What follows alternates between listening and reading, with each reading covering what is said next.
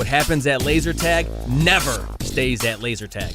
Laser Unfocused Tag Talk. Laser Unfocused Tag Talk. I feel like you could be like in Ghostbusters or something. Oh my God, you have got some stories. Let's talk about laser tag. Who knew you were a laser tag legend? Time to get laser unfocused. Tag Talk with Tivia.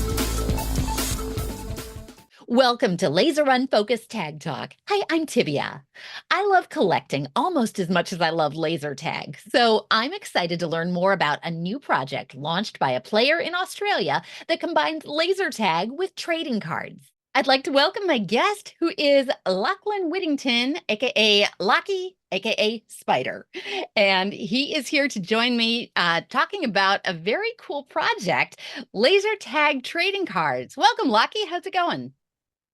Good. Thank you. Thanks for having me. Well, thank you for joining me. You are on the other side of the world. Where are you coming to us from? I live in Sydney, Australia. So, yeah, very far away. Well, I'm glad that we had a chance to coordinate time zones and have a conversation about a project that is very cool. And we're going to take a look at it in a moment. But I'd love for you to just kind of introduce yourself from the vantage point of what is your background and in the laser tag world, the competitive laser tag community. How are you part of the laser tag scene? Yeah, so my name's Lachie, or my alias is Spider. I play out of Australia. I started playing laser tag just kind of like casually at a site that was near me, and I just did it after school for a long time. And then me and my friend stumbled across a competitive community, and we were kind of blown away that you could play the sport competitively. So we started committing to that. We played for a few years, and then we got into the national scene in Australia. And I think that was about 2018 was our first like real experience with nationals. There was a few little hints and bits before that, but that was the main part. And then I played basically every single tournament in Australia since 2018. We do a bunch of pre-national tournaments, which are like little weekenders. And then we do our national tournament, which is about a 2-week tournament. And yeah, I basically haven't skipped a beat all the way through. Within the last 12 months, I've taken a bit of a step back, just trying to get my personal life on track a little bit with money and finance. Laser tag's not the sport to play if you want to save money. So it's very expensive. So yeah, I'm just picking and choosing what tournaments I do. I still love the sport and I still want to be a part of the community, but yeah, it's just on the back pedal a little bit at the moment.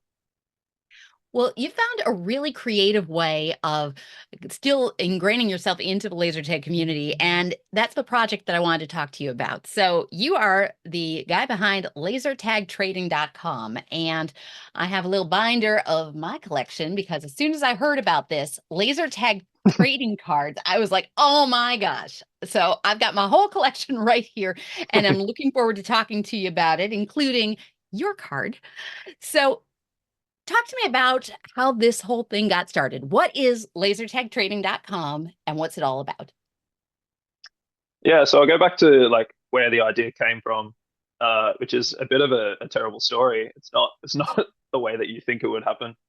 Okay. I think everyone's aware of COVID that came around, Oh. where we had like big shutdowns and all these restrictions of what you could and couldn't do.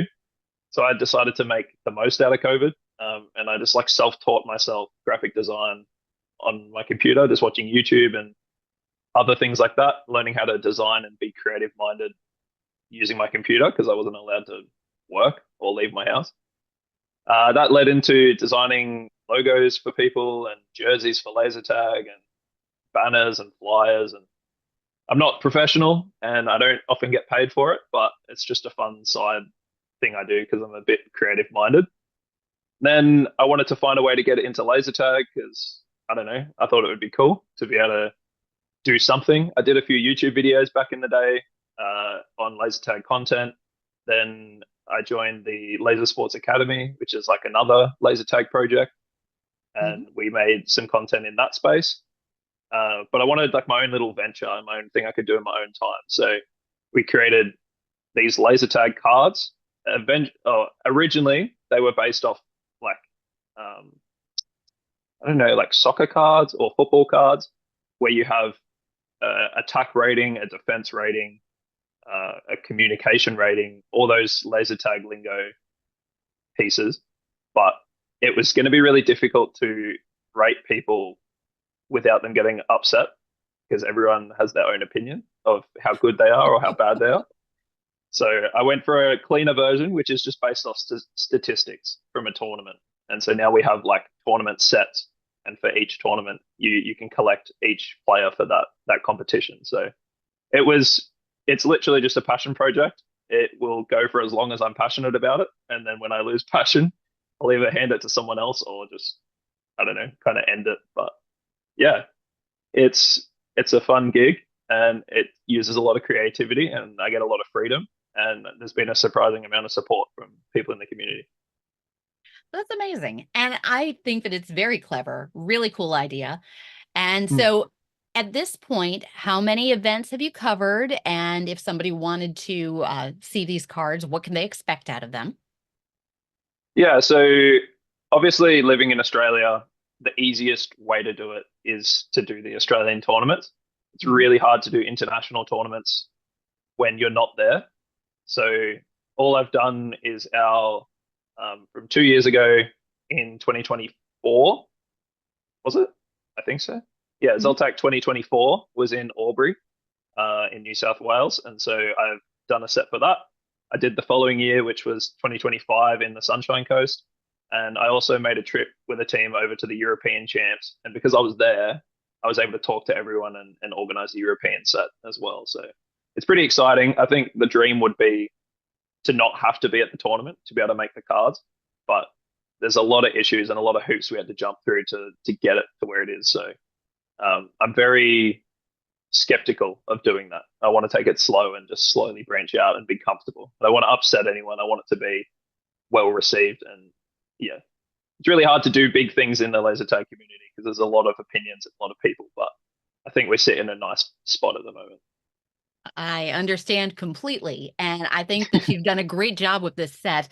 And yes, they are very, the data is very empirical. So, where did your Mm. team rank? Where were you? Solos, doubles, triples, LOR, you've got it all right there very nicely. And it's presented so professionally. So Mm. you talk about the hoops to get to that point. I would love for you to maybe just walk me through what had to actually happen. What were the steps that you went to from conceiving this idea to actually having these cards right here in your hot little hand? Mm. Yeah, so originally, like the biggest part of this or the biggest component is the images and using people's photos and their mugshots. You need permissions, you need the photos, you need everything. So the biggest problem was when I tried to like not just do it myself, but use other people's material. So in Australia, at every tournament, we get individual mugshots, we get team photos, we get all those things. And my email that went out to our committee was, can I make an agreement with you and use these photos? And for about 2 years, I got yeses, I got nos, I got like given permission, then permission taken away from me. All these things that had happened, and I was just pouring a lot of time and money in myself. And then the end result is that if I want to do the cards, I have to get individual permission from every player that I want a card of, and I need to take my own photos. I can't use like the tournament photos. So the way I've done the 2 Australian sets is at nationals, in between my games and running the tournament, I pull every single player aside, take a photo, get their permission, and then do that.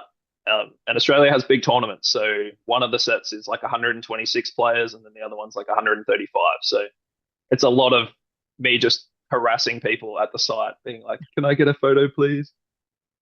All that. So on top of that, like I want them in their jerseys so they look the same and they all match. So trying to find a time where someone's wearing their jersey and looks good, they're not sweaty or upset from a game. Like there's a lot of small components that go into getting it done. But I'm excited to be where we are, and I think there's a point coming up soon where I can start bringing some people in, like maybe a more professional photographer and things like that. Because most of the photos that I have used have been straight from my iPhone, so they could be much better quality, I reckon.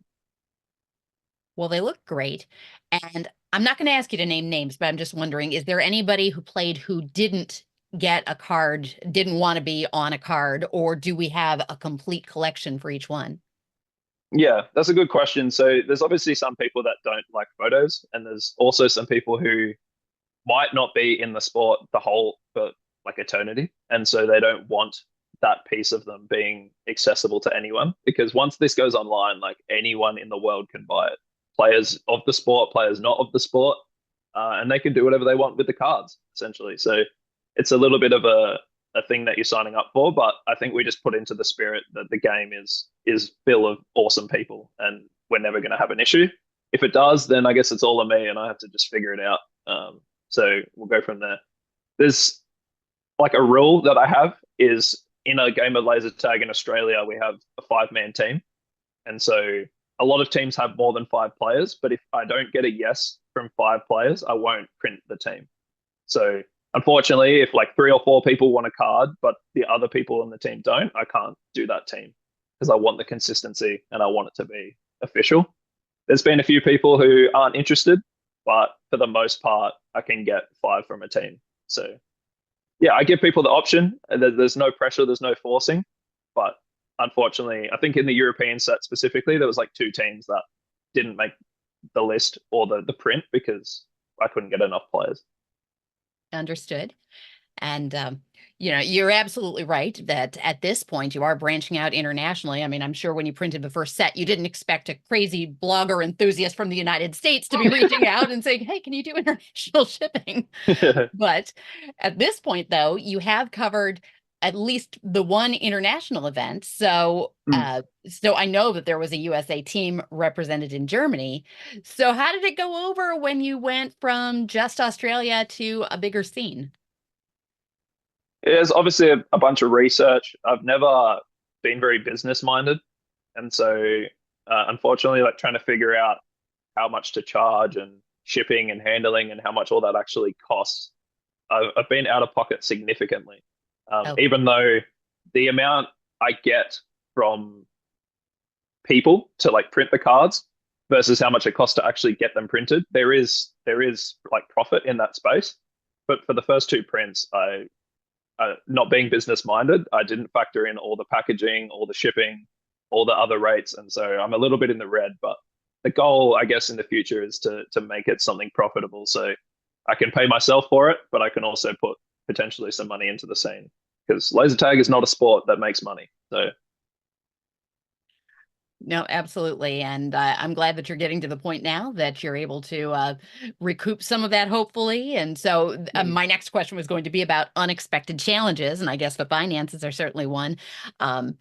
Anything in the printing process or the get it from start to finish? I mean, with so many cards and so many faces, this was a huge undertaking. So what yeah. are some of the things you didn't expect to come across that you've learned from in the process? I think one of the biggest issues, besides getting like consent and permission from everyone and organizing all that, is just the quality control. So from the first official print, which we did a few months back, to the print that I've just received today or yesterday, there's a big difference in quality. And just working with a company that, like, my background has nothing to do with collectibles, nothing to do with trading cards. It's not something I have a passion in whatsoever. So there's a lot of learning in that aspect. Working with a company, they are Australian based, so they're really easy to contact with, and I can call them anytime and it works well. But just trying to make sure that the quality is still good, because it is a paid product and I want people to be happy with what they're getting. And I think it'll take some time. So I'm not overly stoked with the prints this time, but the cards themselves are the same. It's just the packaging and how everything looks on the outside. So I'm hoping people don't take it too personally. But that's probably one of the bigger issues, is just learning how the company works that I'm working with, and making sure that everything's perfect. And I assume after a couple more attempts, we'll have it nailed. So I look forward to that. Well, for what it's worth, I am a big collector of a lot of different things. And so trading cards have come around my purview. And I think that these look very professional and very, very nice all the way around. One of the things that happens when you are a collector is oftentimes you like to be a completist. And I was sharing with you before we started talking that somewhere in the course of traveling from point A to point B, I misplaced two of my cards.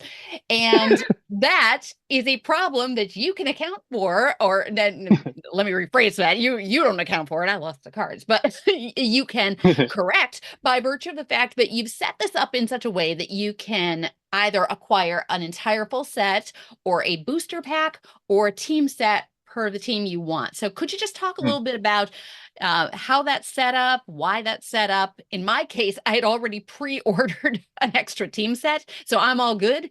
But was that your logic? What was the thought process with booster packs and such? And what makes them Yeah, special too? I guess I haven't really considered much about people losing cards whatsoever. So it just works. It happens to work well. I'm glad that I can help out in that space.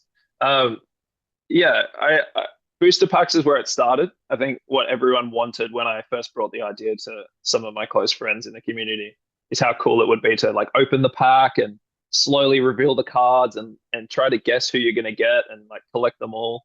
But then when I looked at the pricing, like to get the pack, like get the cards is cheap, but to put them in a pack and have them sealed and have them randomized and get like we have like shiny holographic cards, and to get all those things put together, that costs a lot of money. So I was trying to find a way that I could make that money back so I don't have to charge like $50 for a booster pack. And so that's where the full sets came in. Being able to buy every single card is a lot cheaper to print, but there's obviously a lot more cards. And so for the people who want that, that's where the money's made.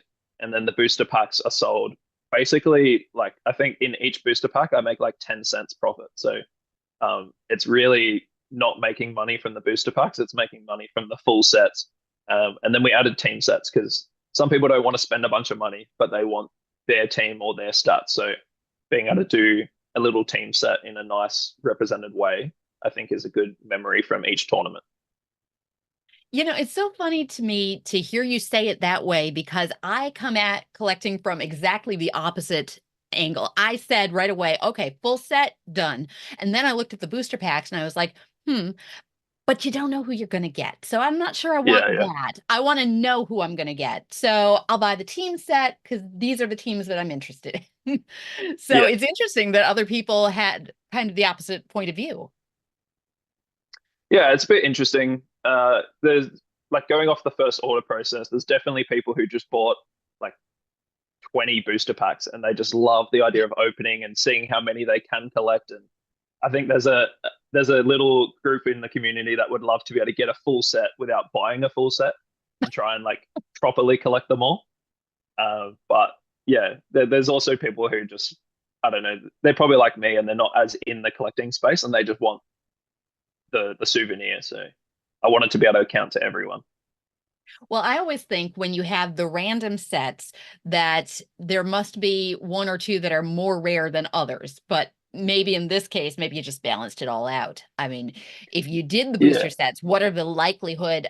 How many booster sets do you think realistically it would take to acquire a full collection just by chance? Yeah, so the other thing with the booster packs, which I kind of glazed over a little bit, is each pack is guaranteed to have a holographic in it, like a shiny coding card. And depending on how many players are at the tournament, so for the European set, there were 73 players.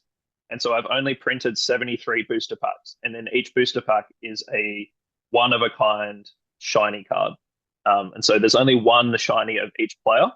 And so the rest of the pack is just filled with like normal cards repeated as many times as they need to fill the packs. So it's really, I don't know what you would need to get a full set, but the idea of the booster pack is you get like a guaranteed one of one card that no one else will ever have. So I think that's like the little benefit of the booster as well. Okay, that is cool. I'll give you that. But yeah, if you're buying a lot of booster packs, you're getting a lot of double ups of like the standard cards. You're going to get a lot of the same player. You could get the same player twice in the same pack. It's all randomized. So yeah, be ready for that. When I was a kid, I used to collect baseball cards and it was always like that. And that's why I'm such a completist today, I think, because I spent so much time going through doubles. But, that's just my take. coming from the Mm. collector point of view on this side of the world. And now that you've done an international event, it seems like you're probably going to have more eyes on this. Have you had response to this from outside of your immediate community or from anyone outside of the laser tag world? Yeah, I think there's a lot of people. Obviously, the players that are at the tournament are the biggest uh, people who get involved. Then next in line would probably be like family members. There's in Australia, there's a lot of younger players, and so the families here like support those kids a lot and help them travel and travel with them. So they like I don't know, a mother with a child is going to love something like this that they Oh, can hold and look after. And then outside that, the next in line is probably like retired players or old or people who aren't playing that year. They get involved quite a bit because they know everyone, and it's cool to see what the teams look like. Um, it's really hard to know if anyone completely outside of laser tag has found this project, but I guess that would be pretty exciting. I don't know what value it would give to those people, but yeah, it's not like we have celebrities playing the sport or anything like that. So um, yeah, I'd be intrigued to see, and if it does get there one day, that'd be pretty exciting. But yeah, well, maybe not celebrities per se, but I do think that what you're doing is elevating the profile both of the yeah, players and of the sport itself, which I think is mm, awesome. So, I mean, it's bringing an extra layer of, I'm not sure if legitimacy is the right word for it, but it definitely elevates the profile. yeah, So, very yeah. cool to see. And yeah. And do you have any opinion about that? Yeah, I was going to say, I think in Australia, like there's, especially with the holographic cards in the boosters, like you open it up and you get this like first year player, and you're like, oh, that's not that good. But honestly, like if it's almost like if you are in the collecting space and you're getting lower tier players that you don't think much of, and they hang around for a few years and become like a top tier player and like really good, then you have that like lower version of them or their rookie card, which I think I was going like to say rookie how card is exactly it.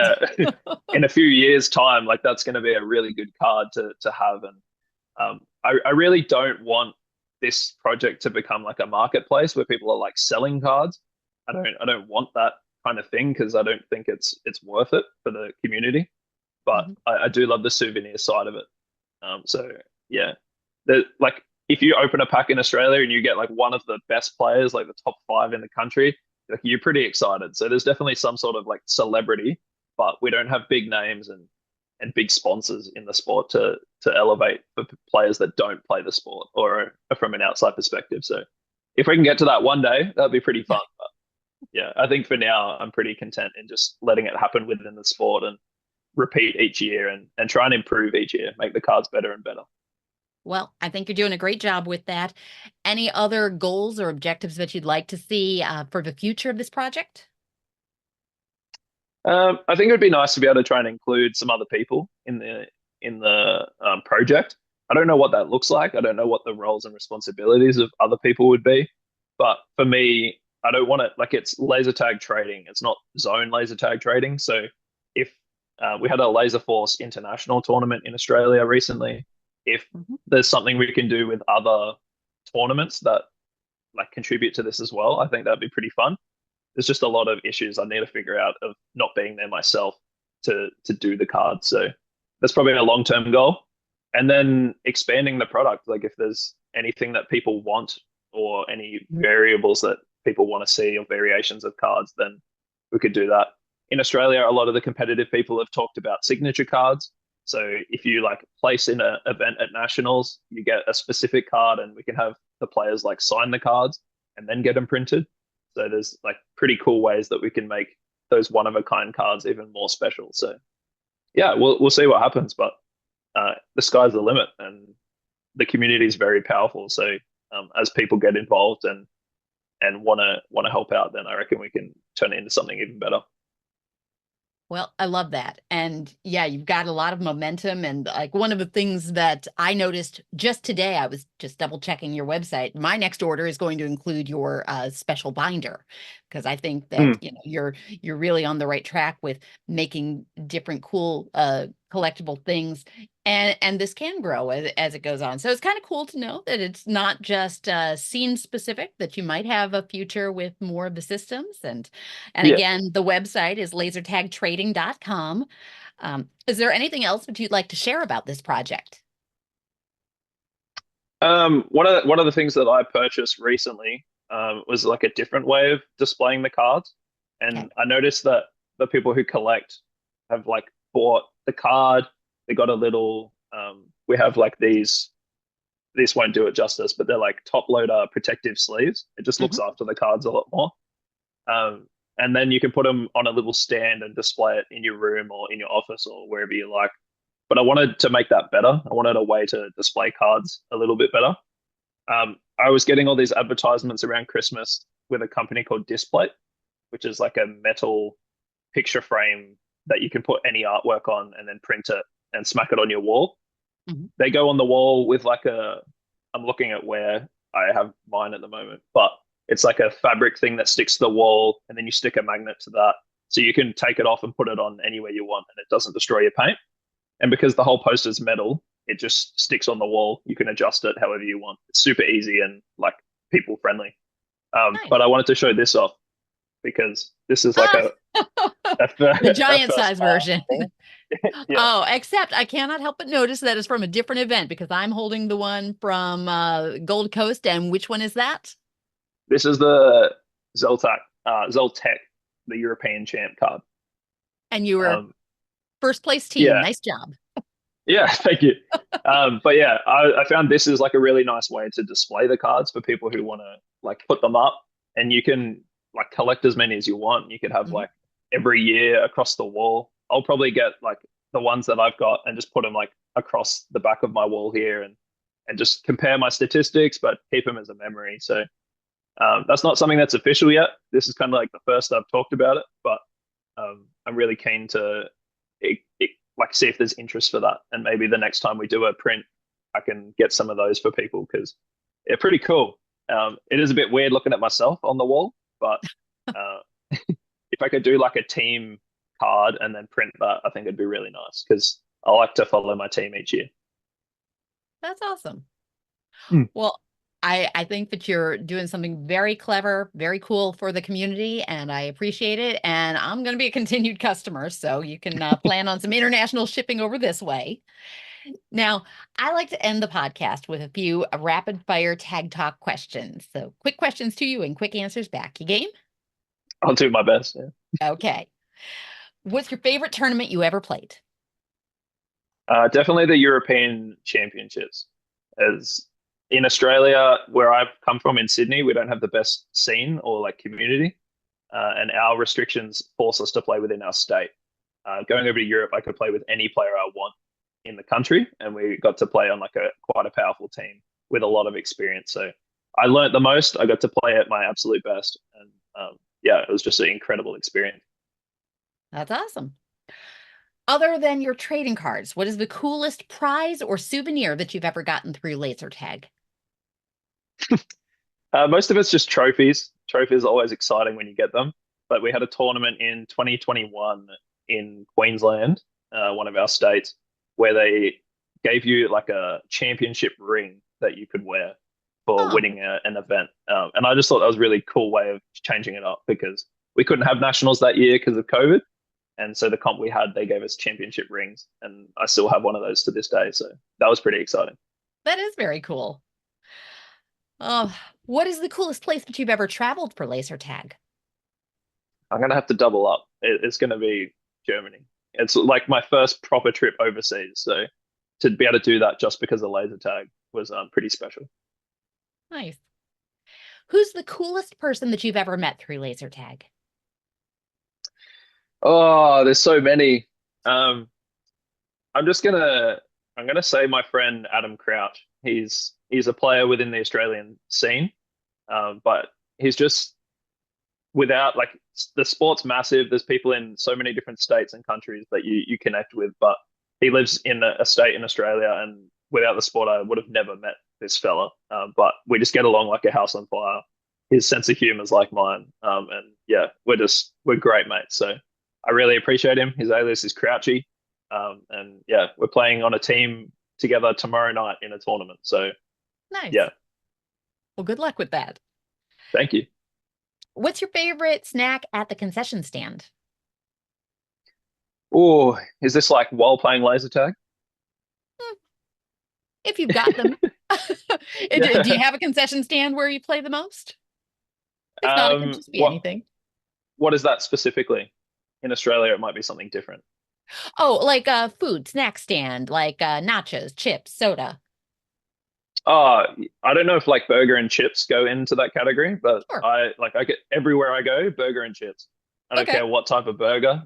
That's my food of choice. So absolutely. Gotcha. We know we never run in the arena. So what's your favorite brand of We Never Run in the Arena shoes? Ooh. I have a full-time job outside of laser tag. I work in the outdoors doing like camps and hikes and all that. So commonly seen in the arena with like trail runners, which are a mix between a jogger and a hiking shoe. So probably not the Okay. best laser tag shoe, but they also probably slow me down. So All right, then that is a very accurate answer to that question. yeah. And final question, what is the best reason to collect laser tag trading cards? I think it's just the memory, right? Like you can look back in all your years, see your events. Something I love doing as a pretty competitive person myself is tracking my statistics. So seeing each year if I'm getting better in each event or if I'm getting worse in each event. I just think having the statistics on there that are from an actual like proven fact, it's not something someone's making up. I think it's really good to be able to track your statistics and your progress. I think so too. So that's awesome. And I wish you lots of luck and lots of success with lasertagtrading.com. That's my guest, Lachie, aka Spider. Thank you so much for taking some time to talk about this project. Thank you. I'm glad we could line it up. It's been a fun time. Thanks for checking out this episode of Laser Unfocused Tag Talk. Listen for more episodes on the first and third Friday of each month. Want to be a guest on an upcoming episode? Find out more and follow my blog and website at TiviaChickLovesLaserTag.com.